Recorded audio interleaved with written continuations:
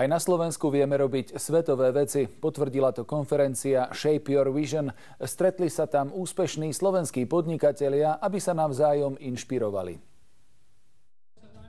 Druhý ročník konferencie bol opäť nabitý zvučnými menami slovenského inovačného biznisu. Viac menej tento event určený pre podnikateľskú špičku, že nie len tí speakery, ale aj samotní hostia vlastne zdieľajú svoje know-how a zároveň aj vízie do budúcnosti o svojich podnikoch a biznisoch. Ak chcete mať iný výsledok ako konkurencia, predpokladáme, že lepší výsledok, tak aj veci musíte robiť inak a k tomu potrebujete v prvom rade inakších ľudí. Dôležitosť inovácií si uvedomuje aj Tatiana Ondrejková, spoluzakladateľka úspešného cestovateľského portálu.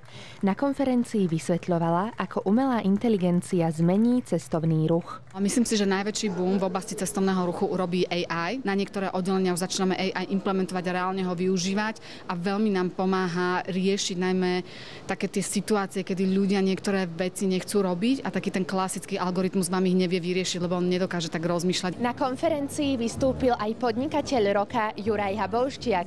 Jeho firma produkuje celosvetovo známe roboty.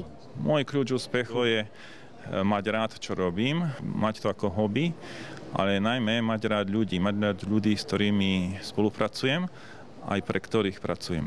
Na konferencii predstavili aj knihu, do ktorej sa zapojilo 30 slovenských podnikateľov. Tá kniha je naozaj prierezom ich osobného života, do toho možno ako si zladiť podnikanie, osobný život. Druhý ročník konferencie sa opäť tešil bohatej účasti. Cítime vlastne, že týmto eventom posúvame celú podnikateľskú komunitu na Slovensku. Tak to si myslím, že to je taký vyšší zmysel, prečo to robíme. Kristýna Mišová, Teatry.